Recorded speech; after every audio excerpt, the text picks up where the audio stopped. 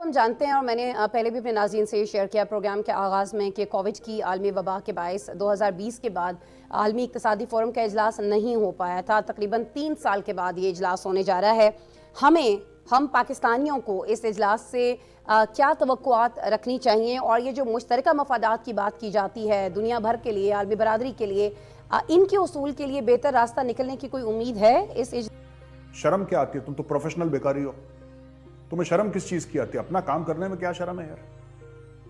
भाई अगर कोई लोहार है और वो लोहे की चीज बना रहा है उसको फक्र है।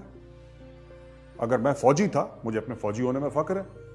जो सुनार है उसको सोने का काम करने में फक्र है। जो आईटी इंजीनियर है वो सॉफ्टवेयर करता है, कोडिंग करता है, उसको उसमें फक्र होता है। दुकानदार कोई चीज बेचता है वो बड़ा प्राउडली बेचता है। तो भाई तुम भिखारी हो, यू शुड फील प्राउड। इन दोस्तों मैं महेंद्र शर्मा स्वागत करता हूं वन वर्ल्ड हिंदी में आपका। उम्मीद करता हूं आपको स्वस्थ है। दोस्तों आइए दिखाते हैं पाक मीडिया की एक और लेटेस्ट डिबेट जिसमें कैसे डिस्कशन किया जा रहा है कि पाकिस्तान अब एक और कॉन्फ्रेंस में कहीं ना कहीं भीख मांगता हुआ नजर आएगा। आज इस पाकिस्तानी मीडिया ने जो अभी क्लाइमेट के नाम पे भीख बटोरी है या लोन बटोरा है, तो कहीं ना कहीं वो उस पर कहीं ना कहीं संशय ये हो गया है कि ये 4-5 सालों में ये लोन पाकिस्तान यूज कर पाएगा। जबकि अब एक और कॉन्फ्रेंस का इंतजार पाकिस्तानी मीडिया कैसे टकटकी लगाए बैठ गया है और पाकिस्तान के बुद्धिजीवी कह रहे हैं कि इससे हमें कुछ न कुछ हमारी फॉरेन पॉलिसी लागू करके और पाकिस्तान के जो नेता है उनको अच्छा प्रेजेंटेशन देके पाकिस्तान को और लोन या भीख ले लेनी चाहिए, क्योंकि इन कॉन्फ्रेंसों में पाकिस्तान का दबदबा भीख मांगने में कायम रहना चाहिए। दूसरी तरफ मेजर गौरव आर्य ने बहुत जबरदस्त तरीके से पाकिस्तानियों की बजा के रख दी है। तो दोस्तों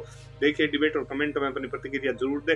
लास्ट में आपसे रिक्वेस्ट करूंगा, चैनल पर नए हैं तो चैनल को सबसे पहले सब्सक्राइब करें, लाइक शेयर कमेंट जरूर करें। दोस्तों जय हिंद, वंदे मातरम, भारत माता की जय। दोस्तों अच्छा डॉक्टर साहब, हम जानते हैं और मैंने पहले भी अपने नाज़रीन से शेयर किया प्रोग्राम के आगाज़ में कि कोविड की आलमी वबा के बायस 2020 के बाद आलमी इक़्तिसादी फ़ोरम का इजलास नहीं हो पाया था। तकरीबन 3 साल के बाद ये इजलास होने जा रहा है। हम पाकिस्तानियों को इस इजलास से क्या तवक्कुआत रखनी चाहिए और ये जो मुश्तरका मफादात की बात की जाती है दुनिया भर के लिए, आलमी बरादरी के लिए, इनके उसूल के लिए बेहतर रास्ता निकलने की कोई उम्मीद है इस इजलास में sir? Thank you very much Asma. देखिए बात ये है कि ये इंतहाई अहम इजलास है, इंतहाई अहम नौइयत का इजलास है और सबसे अहम बात ये है कि पाकिस्तान के जो जल्जिले के और दूसरी तौर पर ये जो सैलाब के बाद हाल है, इसमें पाकिस्तान का अपना मौक़िफ़ हर जगह पर पेश करना इंतहाई जरूरी है। पाकिस्तान ने शर्म में बड़ा अच्छा अपना केस पेश किया जब SCO कॉन्फ्रेंस, फिर उसके बाद अभी जेनेवा में प्राइम और सबने पाकिस्तान का जिस तरह डोनर कॉन्फ्रेंस में पूरा माहौलियाती तब्दीली की पाकिस्तान जिसका नाहक शिकार हुआ और उसकी पाकिस्तान को इतनी भारी कीमत $30 बिलियन का नुकसान उठाना पड़ रहा है, उसको पाकिस्तान ने अब इस के फोरम पर भी पाकिस्तान भरपूर ना सिर्फ दुनिया की तवज्जो उस तरफ लाए बल्कि उसके साथ साथ दुनिया के ऐसे फैसले करवाए जाए याफ्ता ममालिक से कि कोई खास किस्म का फंड कायम किया जाए जिसमें पाकिस्तान या इस जैसे मुश्किल में घिरे मुल्कों के लिए कोई बेहतर रास्ता निकले। और दूसरी जानिब अगर आप देखें तो बाकी दुनिया में जो अमन के हालात हैं, यूक्रेन की जंग की वजह से यूरोप खुद एक बहुत शदीद मुश्किल का शिकार है और इसी तरह अमेरिका के अंदर भी इन्फ्लेशन जो है वो तारीख की बुलंद तरीन सतह पर गई है। तो इस सूरत के अंदर पाकिस्तान के लिए कोशिश तो पूरी होगी, लेकिन मैं बहुत ज्यादा पुरुमीद नहीं हूँ कि वजह यह है कि भूकंप मजबूत तौर पर पूरी दुनिया इस वक्त मुआशी तौर पर शदीद बहरान का शिकार है। एक रिसेशन या इक़्तिसाद बाज़ारी जो है वो कई मुल्कों में शुरू हो चुकी है। ठीक है, तो क्या कुछ आपको लगता है कि तजावीज़ पेश की जाएंगी? और मुझे और मेरे नाज़रीन के लिए प्लीज़ ये ज़रूर फरमा दीजिएगा कि जब इतने अहम फोरम के ऊपर कुछ तजावीज़ कुछ ममालिक की जानिब से पेश की जाती हैं, कसाद बाजारी को कैसे रोका जा सकता है, महंगाई से निपटने के क्या तरीक़ाकार हो सकते हैं, गरीब ममालिक की किस तरह से मदद करनी है, मौसमियाती तब्दीलियों से किस तरह से निपटना है, यूक्रेन जंग हो या दीगर मसाइल हों, तनाज़ात हो ममालिक के आपसी, उनको किस तरह से हल करना है, जो तजावीज़ आती हैं उसके बाद आगे का प्रोसेस क्या होता है हामिद साहब?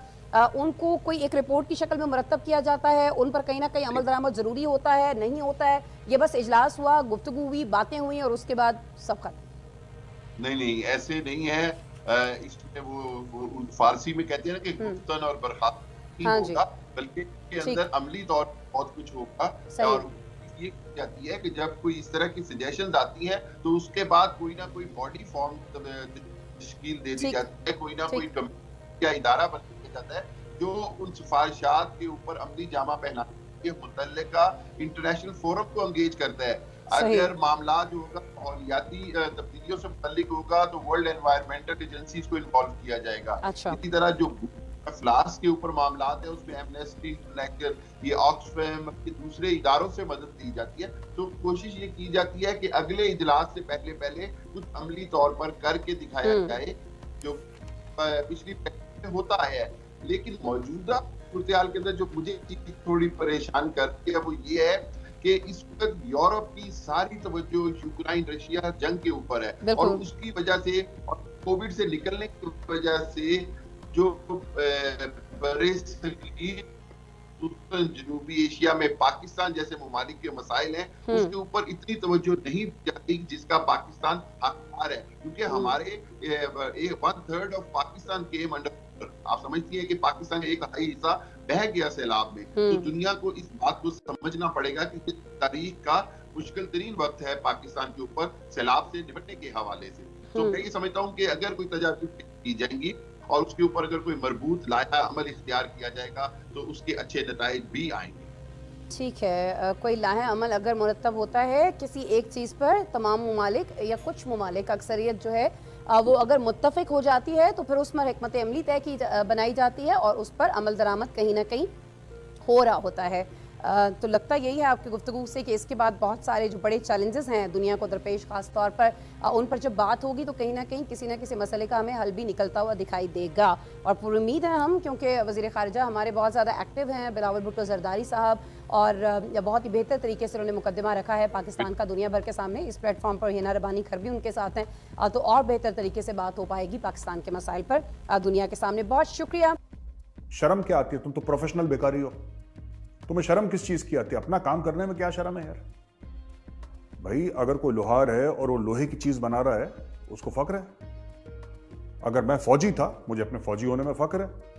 जो सुनार है उसको सोने का काम करने में फक्र है। जो आईटी इंजीनियर है वो सॉफ्टवेयर करता है, कोडिंग करता है, उसको उसमें फक्र होता है। दुकानदार कोई चीज बेचता है वो बड़ा प्राउडली बेचता है। तो भाई तुम भिखारी हो, यू शुड फील प्राउड। तुम्हें फक्र होना चाहिए कि तुम भिखारी और क्या भीख मांगते हो।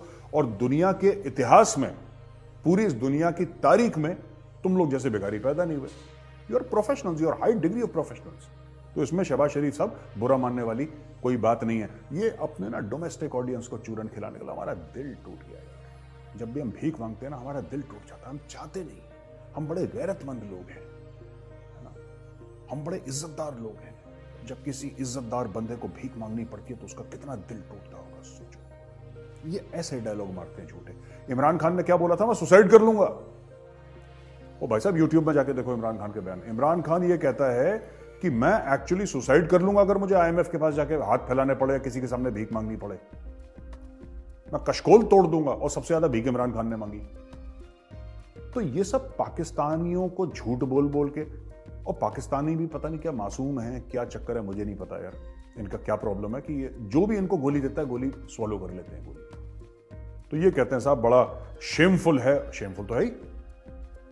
और ये जो कह रहे हैं shameful for a nuclear power, बात न्यूक्लियर पावर की नहीं है। Shameful for anybody to beg. किसी भी मुल्क के लिए, चाहे वो न्यूक्लियर पावर हो चाहे ना हो, उसके लिए शेमफुल है। और यहां पे मैं पाकिस्तानी भाई बहनों से चाहता हूं एक सवाल अपने आप से पूछें। इस न्यूक्लियर हथियार ने आपको क्या दे दिया? क्या दे दिया इसने आपको? इसने खाना दे दिया, इसने बीमार का इलाज करा दिया, भूखे के पेट में रोटी डाल दी। इसने करा क्या आपको? आपकी गैरत पे 4 चांद इसने लगा दिए। करा क्या? कुछ नहीं करा।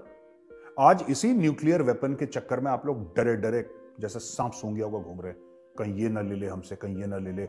अब तो इसी को गिरवी रखने की बात आ गई। अब पाकिस्तानी मीडिया में ये सब बातें हो रही हैं कि हमारे आपके न्यूक्लियर हथियार किसी को नहीं चाहिए, ठीक है। और ना आपके ऊपर कोई अटैक कर रहा है।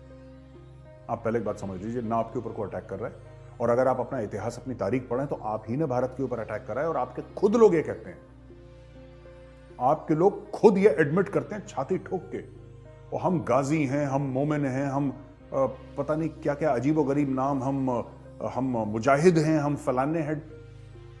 तो यार एक बार जीत भी जाओ ना लड़ाई यार। इतने तुम्हारे नाम इतने लंबे हैं, तुम्हारे 10-10 फुट के तुम्हारे नाम हैं। और हरकतें तुम्हारी इतनी छोटी हरकतें।